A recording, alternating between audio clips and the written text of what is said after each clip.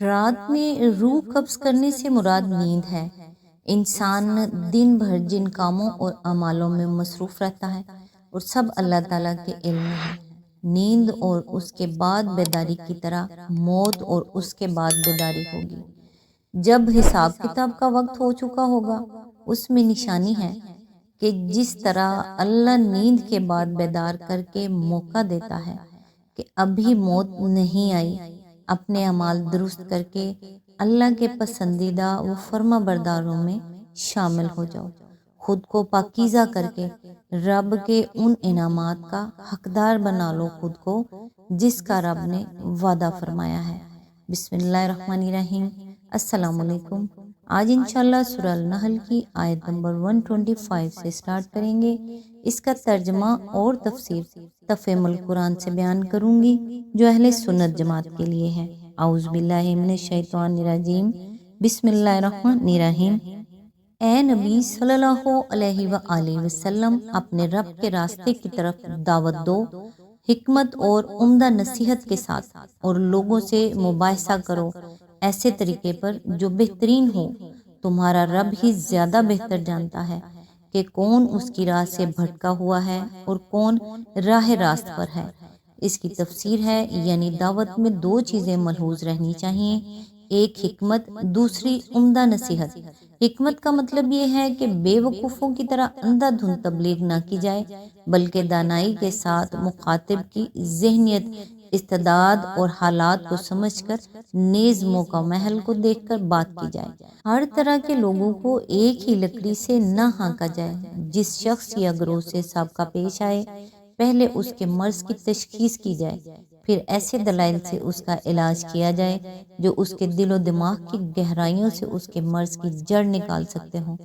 عمدہ نصیحت کے دو مطلب ہیں، ایک یہ کہ مخاطب کو صرف دلائل ہی سے مطمئن کرنے پر اکتفا نہ کیا جائے بلکہ اس کے جذبات کو بھی اپیل کیا جائے۔ برائیوں اور گمراہیوں کا محض عقلی حیثیت ہی سے ابطال نہ کیا جائے بلکہ انسان کی فطرت میں ان کے لیے جو پیدائشی نفرت پائی جاتی ہے اسے بھی ابھارا جائے اور ان کے برے نتائج کا خوف دلایا جائے۔ ہدایت اور عمل صالحہ کی محض صحت اور خوبی ہی عقلاً ثابت نہ کی جائے بلکہ ان کی طرف رغبت اور شوق بھی پیدا کیا جائے۔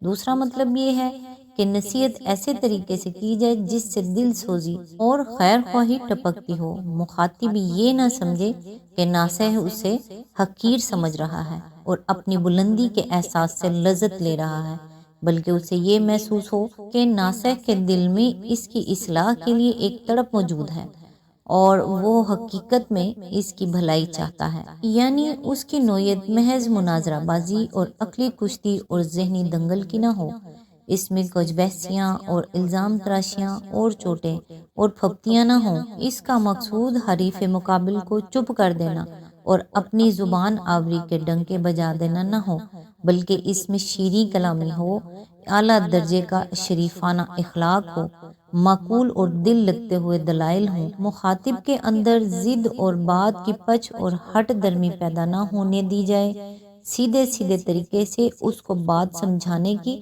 کوشش کی جائے، اور جب محسوس ہو کہ وہ کج بحثی پر اتر آیا ہے تو اسے اس کے حال پر چھوڑ دیا جائے تاکہ وہ گمراہی میں اور زیادہ دور نہ نکل جائے۔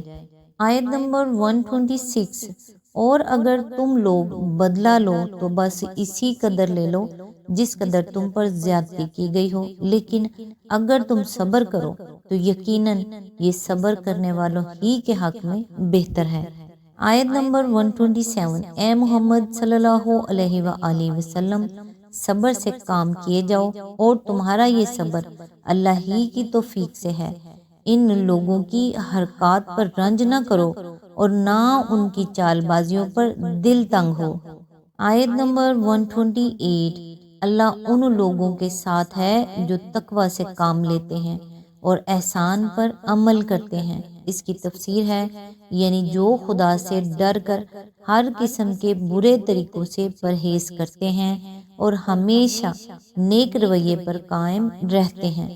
دوسرے ان کے ساتھ خواہ کتنی ہی برائی کریں، وہ ان کا جواب برائی سے نہیں بلکہ بھلائی ہی سے دیے جاتے ہیں۔ یہاں تک سورہ نحل کمپلیٹ ہو گئی۔ نیکسٹ انشاءاللہ سورہ بنی اسرائیل سے سٹارٹ کریں گے۔ تب تک کے لیے دعاؤں میں یاد رکھیے گا۔ اللہ حافظ۔